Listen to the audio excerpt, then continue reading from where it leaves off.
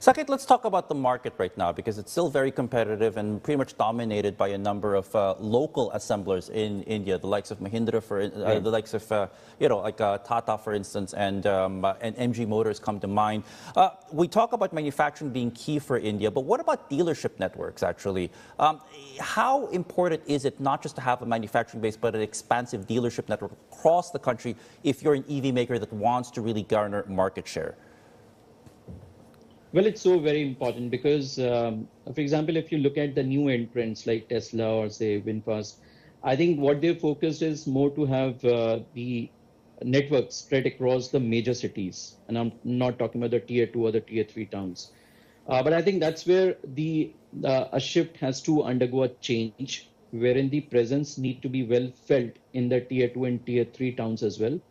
Because if we look at the luxury car sales, and I'm not talking about only electric vehicles, but even the general luxury car sales, a majority comes from the tier 2 and tier 3 towns. So from a dealer expansion standpoint, I think the OEMs will have to slightly twist their strategy as to how soon they can reach to the end consumer, which could either be residing in the metros or could also be residing in tier 2 and tier 3 towns. It's all about making your presence well felt and building up, again, that confidence and trust amongst the users that the OEMs are there with you, whether it's at the point of sale or it's after sales. I think that's where some of the OEMs really struggled in the recent past, wherein they've not been able to expand the network or identify the new dealer principles as compared to what they should have done in recent past. And since you brought up luxury here, Saket, I wonder what the GST reforms and the current consumption trends in the auto sector in India mean, what it will mean actually for the luxury space. Because as you mentioned a while ago, price is still a huge consideration for many Indians adopting these luxury cars.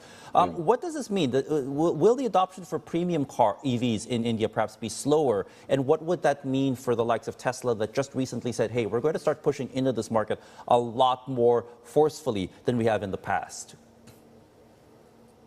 Yeah, so I think if you look at India is a very different market when it comes to luxury car market because the volumes are very low. We are talking about just few thousand of units which get sold every year. Roughly around 51,000 units is the total volume of the luxury car market. Now, interestingly, the growth of this particular segment, I would say luxury segment, has been, or I would say the share of this luxury segment has been somewhere around 1.2%, and that's been a trend over the last 3 years. But interestingly, the share of luxury EV vehicles or luxury EV cars has gone up significantly. If we compare it between what it was there in 2024 and what is there in 2025, at least the first 5 months of data, there is almost a growth from 7% to 11%, which means that there is a buyer. There is a buyer who consciously takes that decision to go for an electric vehicle, and I'm talking about luxury electric vehicle. These are the set of consumers who are very conscious about sustainability. They want to contribute at an individual level with respect to the net zero commitment that India has given, plus the affordability as well as the convenience of charging. I think there are these 2-3 parameters which really go in favor of the luxury electric cars in India. But at the same time, yeah. Go ahead, sir. Go ahead, sir.